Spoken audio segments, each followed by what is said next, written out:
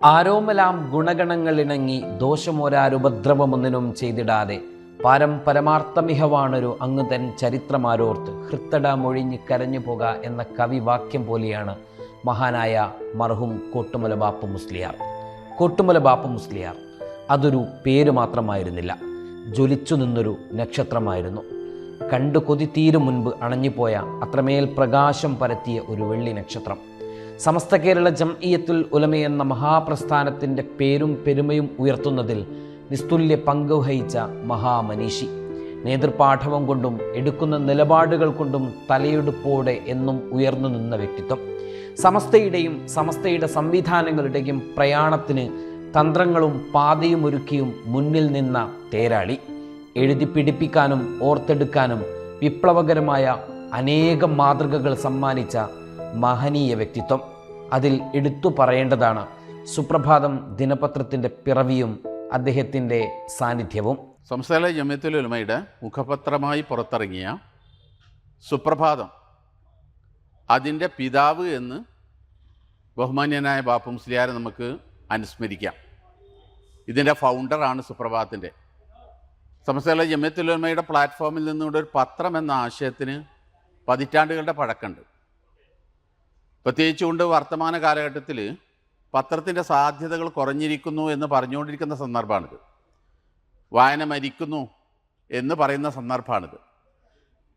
ആ ഒരു കാലയളവിലാണ് ബഹുമാനപ്പെട്ട ബാപ്പുസ്ഥാൻ്റെ നേതൃത്വത്തിൽ നമ്മുടെ സുപ്രഭാതം കടന്നു വരുന്നത്. 2014 സെപ്റ്റംബർ 1 ബഹുമാനപ്പെട്ട ബാപ്പുസ്ഥ ഇല്ലായിരുന്നുവെങ്കിൽ സുപ്രഭാതം തന്നെ ഉണ്ടാകുമായിരുന്നോ എന്ന് നമ്മൾ സംശയിക്കണം. കാരണം ഈ പത്രത്തിന് ഇவ்விധം പ്ലാൻ ചെയ്ത് സജ്ജീകരിച്ചതിലെ പ്രധാനമായ നേതൃപരമായ പങ്ക് നിർവഹിച്ചത് ബഹുമാന്യനായ ബാപ്പുസ്ഥാദ. അദ്ദേഹത്തിൻ്റെ വഫാത്തിൻ്റെ ദിവസമാണിത്. സുപ്രഭാതത്തെ സംബന്ധിച്ചിടത്തോളം ആ സുപ്രഭാതത്തിനെല്ലാം ഒരുക്കി തന്ന് ഏതാനും വർഷങ്ങൾക്കകം ബഹുമാനപ്പെട്ടവർ വിടവാങ്ങി. ഇന്ന് കേരളത്തിലെ മാധ്യമരംഗത്ത് പരിമിതമായ സമയം കൊണ്ട് ഇത്രയേറെ ശ്രദ്ധ പിടിച്ചു പറ്റിയ മറ്റൊരു പത്രം കാണാൻ കഴിയില്ല. ഇതിന് കൃത്യമായി നേരത്തെ ബഹുമാന്യനായ ബാപ്പുസ്ഥാദ് പ്ലാൻ ചെയ്തിട്ടുണ്ടായിരുന്നു, കൃത്യമായി ആസൂത്രണം ചെയ്തിട്ടുണ്ടായിരുന്നു. എങ്ങനെയായിരിക്കണം പത്രം, അതിൻ്റെ പോളിസി എന്താണ്, എவ்விധമാകണം അത് ഇറങ്ങേണ്ടത് എന്ന് തുടങ്ങി വിശദമായി കാര്യങ്ങൾ നേരത്തെ പ്ലാൻ ചെയ്യുകയും അത് ഉദ്ദേശിച്ച വിധത്തിൽ തന്നെ കൃത്യമായി നടപ്പിലാക്കുകയും ചെയ്തു. പത്രം ഇറങ്ങുന്ന സമയത്ത് തന്നെ ഇതിനെക്കുറിച്ച് പലരും ആശങ്ക പറഞ്ഞിരുന്നു. അന്ന് ആ ആശങ്ക പറഞ്ഞ ആളുകളോട് ബാപ്പുസ്ഥാദ് പറഞ്ഞത് കാത്തിരിക്കി കാണിച്ചു തരാമെന്നായിരുന്നു. അത് പറഞ്ഞതുപോലെ തന്നെ മൂപ്പര് വഫാത്താകുന്നതിന് മുമ്പ് തന്നെ നല്ലൊരു പത്രം മലയാള മാധ്യമ രംഗത്തേക്ക് സംഭാവന ചെയ്തിട്ടാണ് ബാപ്പുസ്ഥാദ് വിടവാങ്ങുന്നത്. അപ്പോൾ ബാപ്പുസ്ഥാദിൻ്റെ ആ ധന്യമായ ഓർമ്മകൾ ഇന്ന് റബീഉൽ ആഖിർ 11 ആദരണീയരായ ബാപ്പുസ്ഥാദിൻ്റെ ആ ഓർമ്മകൾ 9 ആണ്ട് പൂർത്തിയാവുകയാണ്. മഹാനായ ബാപ്പുസ്ഥാദ് വിടവാങ്ങിയിട്ട് ആ ഓർമ്മകൾ ഈ സമയത്ത് നമുക്ക് സ്മരിക്കാം. സുപ്രഭാതത്തെ സംബന്ധിച്ചിടത്തോളം അതിൻ്റെ ഫൗണ്ടർ എന്ന നിലക്ക്, പിതാവ് എന്ന നിലക്ക് ബാപ്പുസ്ഥാദിൻ്റെ ആ ധന്യമായ ഓർമ്മകൾ ഒരിക്കലും മറക്കാൻ കഴിയില്ല. മഹാനവറുകളുടെ പരലോകം അല്ലാഹു തആല സന്തോഷമാക്കി കൊടുക്കുമാറാവട്ടെ.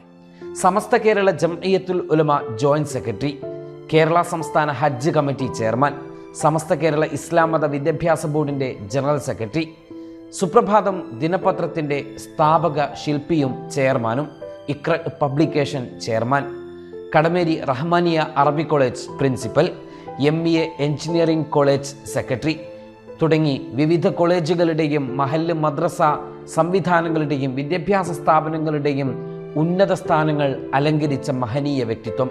ഇങ്ങനെ പോകുന്നു കോട്ടുമല ബാപ്പു മുസ്ലിയാർ നൽകിയ സംഭാവനകളുടെ നീണ്ട പട്ടിക. സംഘടനാ രംഗത്തും പ്രാസ്ഥാനിക രംഗത്തും അദ്ദേഹത്തിൻ്റെ നേതൃത്വപരമായ പങ്ക് എടുത്തു പറയേണ്ടതാണ്. സമസ്ത എന്ന മഹനീയ പ്രസ്ഥാനത്തെ പൊതുസമൂഹത്തിന് മുൻപിൽ പരിചയപ്പെടുത്തുന്നതിലും കോട്ടുമല ബാപ്പു മുസ്ലിയാരുടെ പങ്ക് നിസ്തുല്യമാണ്. 2017 ജനുവരി 10 ഹിജ്റ വർഷം 1438 റബീഉൽ ആഖിർ 11 എല്ലാവരെയും സങ്കടക്കടലിലാഴ്ത്തി അദ്ദേഹം ഈ ലോകത്തോട് വിട പറഞ്ഞു. ബാഷ്പകണങ്ങൾ കനം തൂങ്ങുന്ന നയനങ്ങളോടെ, കൃതജ്ഞതാ നിർഭരമായ മനസ്സുകളോടെ നമുക്ക് ആ മഹാമനീഷിയെ ഓർക്കാം.